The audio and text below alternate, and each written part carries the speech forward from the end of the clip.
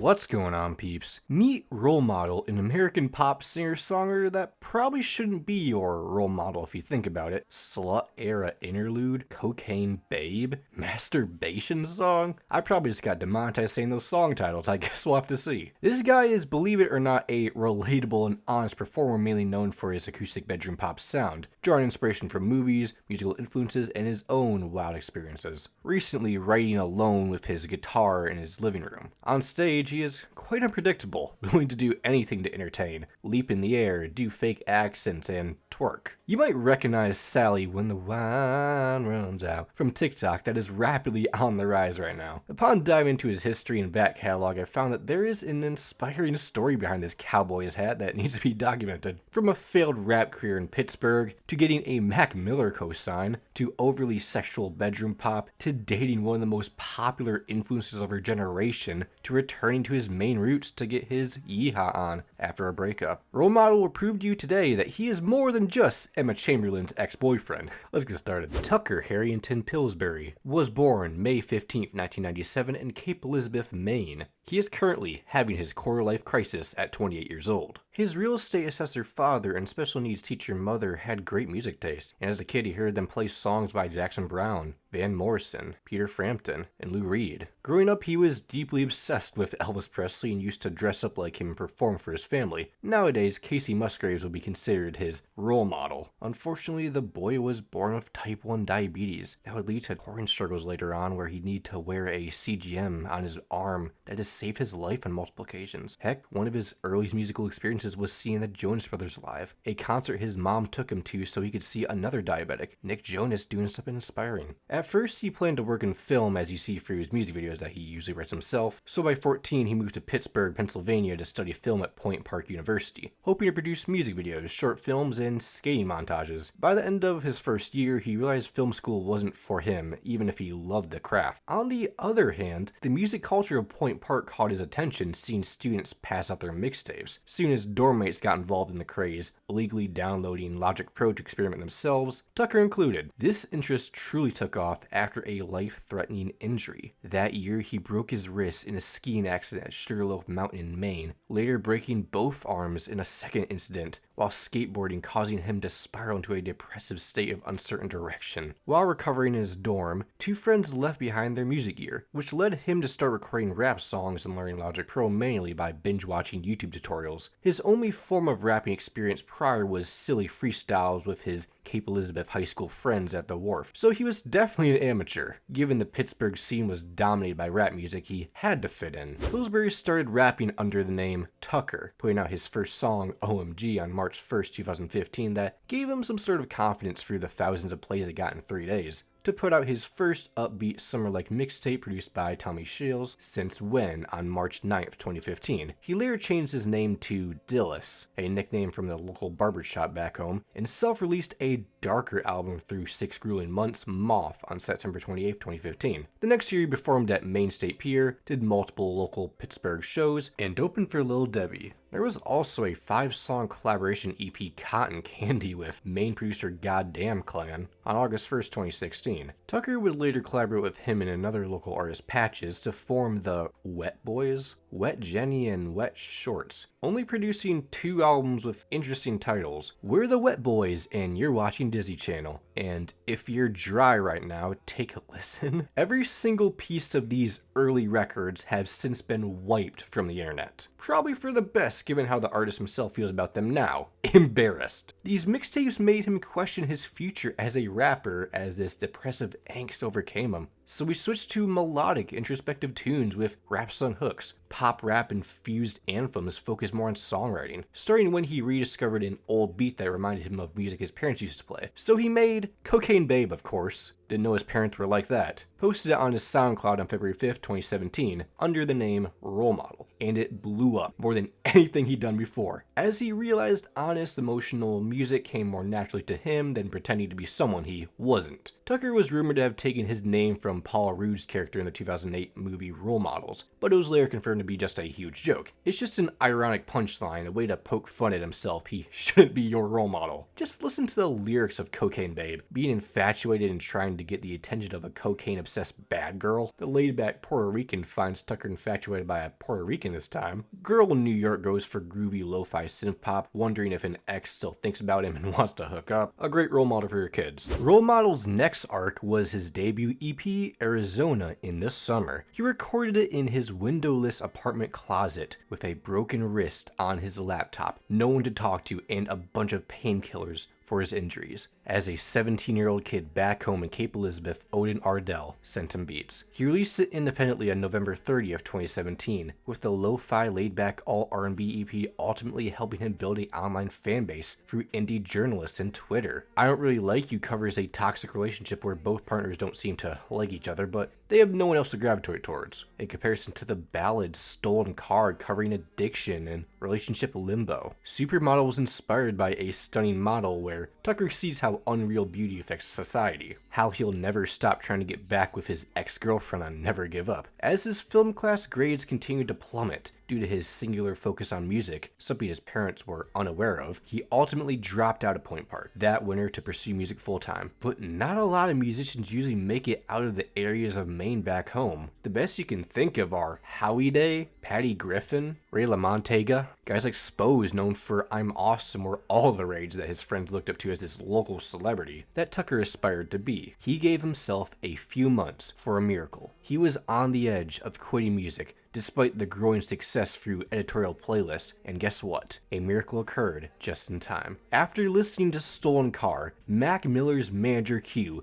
DM'd Tucker on Instagram, invited him to Los Angeles so they could collaborate, ultimately helping him get signed to a major label. Mac and Q adored the rap scene in Pittsburgh, which Mac grew up in, so Tucker getting picked up just made sense. Mac was having relationship issues and found himself relating to this song. Tucker would finally admit to his parents he was dropping out and pursuing music as there was potential profit from it if Mac frickin' Miller saw his vision. Unfortunately, an official collaboration between the two was never put out due to Miller's tragic passing in the fall of 2018. Going forward, every time Tucker creates something new, he asks himself, would Mac have liked this? It was now mid-2018, and a lot of industry figures reached out to him due to Miller's co-sign and received write-ups from Pigeons and Planes. He signed with Interscope Records through Benny Blanco's imprint Mad Love Records that later fell apart, and also stamped a deal with Polydor Records. After being signed, he was thrown into writing sessions that left him struggling to be vulnerable and open up about the dark areas of his mind. He also found himself lonely in those LA Airbnbs during his first year living in the city, and was often homesick. But after a year passed, he found a new friend group and things got better as he put up more singlets between 2018 and 2019. Being mad at a hookup for ripping his shirt on, not a fan. Wanting to be with a girl who's already taken on Play the Part. Charming, but there's some nice simp touches towards the end. Quickly moving on from someone he loved on the touching piano ballad 6 Speed, can't forget about his low-key cover of Miley Cyrus's The Climb. He had a huge crush on Hannah Montana growing up, so when he needed a cover for this tour set list, he chose this song he heard during an Uber ride, and reimagined it with his producer McGee, eventually releasing it and even getting a follow from Miley herself. Lastly, Minimal notably received a lot of attention as he struggles with communication and relationships, where Tucker prefers to keep things simple and say less. He hit the road with rising stars Omar Apollo and Boy Pablo, performed at Lollapalooza, and launched his own debut headlining tour, the Far From Perfect Tour. Role Model moved from recording in his closet to working in a real studio. He was closing in on 1 million monthly listeners and went on tour with pop band Laney. The lead single for his major label debut EP, Hello, arrived on October 11th, 2019. The EP, Oh How Perfect, came on November 13th, 2019, going in more of a indie pop direction, resulting in his happiest sounding record yet. Struggling with actual change and connection on the downbeat piano melodies of Gucci Chair, with a cinematic switch up towards the end that caught me off guard. The self-destructive Hello is a regretful outlook of someone slowly drifting away from their partner, with no clear reason, with upbeat piano chords and fake horns surrounding it. That's just how it goes, is the awkwardness of seeing your ex again. His collab with Benny Noticed Me is a relationship that actually seems to be working for once. Being amazed she even noticed him. I wonder who this is about. Say it first says some warm guitar strums feeling the same love for each other, but being too nervous to say it out loud. Thank You For Coming is another soft guitar track where he sings about the non-believers in him, thanking them as their negativity helped him grow. Role Model began dating popular social media influencer Emma Chamberlain during the pandemic, but the relationship wasn't confirmed until like 2023. Pillsbury messaged Chamberlain on Instagram after seeing her on TikTok to compliment her outfits. Soon they they were texting every day and played Fortnite in her apartment the first time they met. By August 2020, Emma confirmed she was in a relationship with a mystery person. So his music became a sense of mystery basically. Who is he singing about? Why is Role Model suddenly happy? Fans would place their bets and try to look for clues over the years, with Emma being the best bet. To be fair, most of Emma's fans knew deep down once he commented on her IG post and saw her parents just happen to be following him. Those girlies are detectives, helping his songs find traction through TikTok going forward. Safe to say, he had a lot of content for his next pop rock EP, Our Little Angel, on October 21st, 2020. Becoming more positive in life on a live with a lot more pretty melodies, feeling good in your own skin on For the People in the Back, and not needing to depend on anyone else, falling for someone online without speaking to them. Their IG page is all you need, as seen on his most streamed song, Blind. A real head bopper. Imagining dramatic love stories between him and his partner on Do You See It, keeping to himself and avoiding social interaction on Going Out, and looking back on fresh beginnings of a now ended relationship on Better the First Time. After being signed for nearly 4 years, he had a lot of pressure on his shoulders to put out his debut album, mostly settling down once he worked with producer Spencer Stewart to improve his vocals for it 2021. Tucker started making this album around the time he fell in love for the first time. I'm guessing with Emma, who couldn't love her. He wanted to reflect her strength and motivating healing he experienced. The first single, Forever and More, came out on July 22nd, 2021, going viral once people realized who it was about. He doesn't show anyone but his team the music once it's done, so it must have been a pleasant surprise for her, as he embarked on another headline tour, Tourever, and earned a coveted spot on the Coachella lineup. The second single, If Jesus Saves, She's My Type, released on February 18th, 2022, getting backlash from fans of Faith that misunderstood the song. Still can't say I was a fan of those unnecessary baity references across the record. In March, Emma and Tucker made their first red carpet appearance together at the Vanity Fair Oscars party. That same month, Emma was sorta secretly in Tucker's Never Let You Go music video, where he sings to her as they walk down the street, soft launching their relationship even if he can't see Emma's face. Tucker also received an audition for season 2 of Euphoria, but Dominic Fike ended up getting the role. Eventually, his debut album RX was released on April 8th, 2022, promoted through the Tour X tour, allowing him to be more creative and chaotic. He playfully interacts with fans, twerks, FaceTimes their moms, and even encourages booze to rile everyone up. Die For My Bitch begins the clickbait title theme here of this record, where he is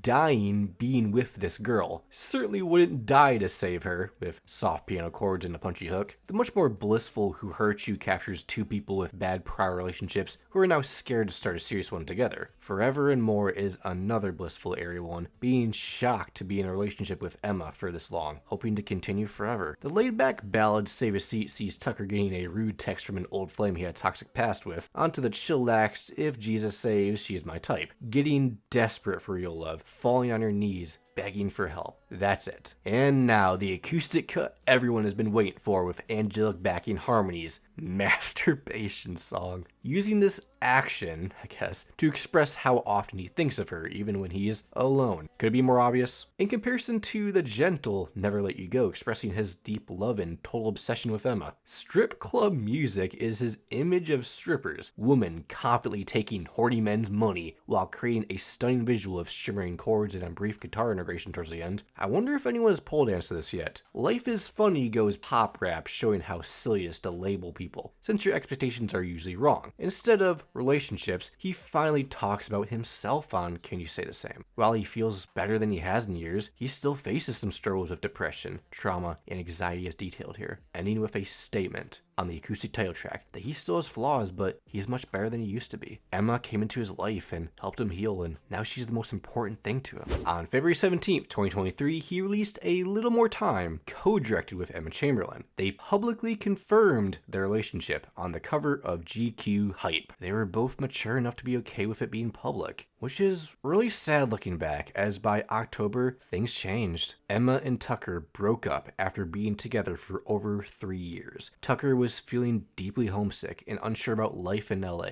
and kept going home to be around people who made him feel grounded. He was just overwhelmed and trying to figure out things about himself. Even though he still loved her, the distance and confusion slowly caused them to drift apart. Tucker had been working on his second album, and had enough songs for several more records, all falling through like this 80s inspired concept concept that felt like bad karaoke to him. A week after the breakup, he scrapped all the music he had made and started over from zero. His life was falling apart, going ghost on the internet to deal with the pain. But making music had never felt so effortless. Coming home to Maine several times a month, he connected with his native roots, acoustic, Americana country like Jackson Browne and Neil Young. Tucker learned how to play a guitar, shifting towards an Americana country sound, tackling love, loss, and homesickness, something he hinted at in this 2022 interview. I could do a country album and hopefully people will still like it. Oh Gemini released on March 22nd, 2024, written a week before their breakup, followed by Deeply Still in Love on May 10th, 2024, and Look at That Woman on June 21st. All streaming successes. This is Tucker seeing the relationship slowly end and getting ready for the heartbreak. He doesn't seem to be angry at her, mostly blaming himself. You can see that role model is growing up, maturing, and as the title proclaims, this isn't Kansas anymore. The feeling of not having a partner is unfamiliar to him now. To further express his transition, he created a satirical TikTok alter ego, Saint Laurent Cowboy, that he pretends isn't him to promote his music while poking fun at himself. I do find it funny how this alter ego,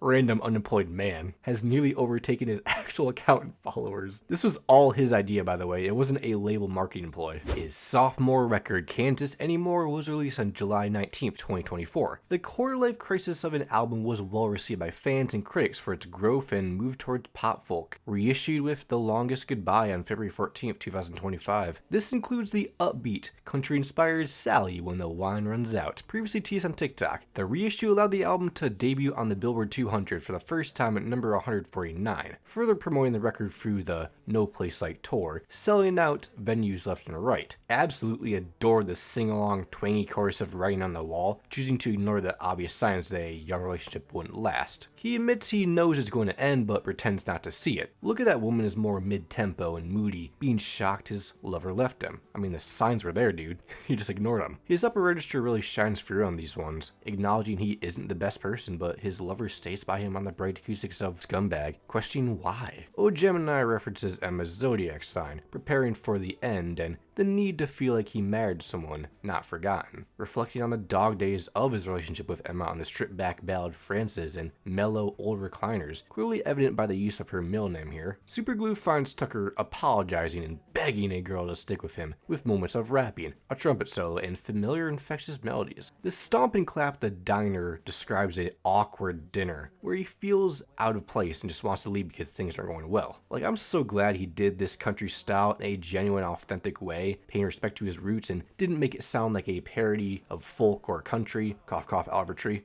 while still being deeply still in love with Emma. Meanwhile, the intimate slut era interlude is Tucker going on a hookup spree after the breakup. Almost didn't make the album due to not fitting the mature theme here. Onto the laid back duet with Lizzie McAlpin. So far gone, going over all the mistakes of a regretful relationship. Slip fast is a honest statement of wanting to get away from your life and all its problems. Pretty damn catchy. Compromise is accepting that their relationship is over, but still holding out hope for another chance. Something Somehow Someday is another minimal ballad about two people who are currently struggling but may end up together again. One of them being him. Someday, Tucker, somehow. Here's what everyone's been waiting for. Sally, When the Wine Runs Out. A guy, Tucker, meets a wild, unpredictable woman named Sally and quickly falls for her charm during a spontaneous night together. As their connection deepens, he becomes emotionally vulnerable, but fears she'll leave once the excitement fades. He pleads with her not to give him false hope or disappear when things get real. During his shows, he chooses a fangirl from the crowd that matches his energy, enough to join him on stage during the bridge. Given the fact his fan base is overwhelmingly female, it isn't hard to find someone. So yeah, this is an irresistibly catchy country pop tune that deserves all the success it's getting. Even the attempt at rapping on the bridge made me smile. That music video is also absolute gold. That is so me in a public area after a few drinks. Subprotector is Tucker holding on to feelings for an ex, even though he knows their relationship is over. Despite the time and pain that's passed, a part of him still cares and always will. Finally, the longest goodbye is having a hard time moving on, especially when he watches her start something new with someone else. Lately, he's been opening for Gracie Abrams on her world tour for The Secret of Us Deluxe, and looking to go on his own deluxe tour in the fall of this year. If you're looking for a fun live act, Role Model is that, given how frequently clips from his shows go viral. Maybe you watching right now could be the next Sally. I honestly love his folk pivot more than his other material, but the dude has always had something going on since the beginning, and that's why I make videos like this, to see how far these artists have come. He wants to be known more than just being Emma Chamberlain's ex. I think the more popular he gets, this diva could certainly achieve that. Tucker isn't your average cowboy, neither is he a one-trick pony. The dude can pull off multiple styles and just run with it. Rap, pop, EDM, R&B, and now folk. We'll see what he tries next. If you enjoyed the video and want to see more like it, like and subscribe for more base content. I'll see you on the next one. Make sure to love all and peace.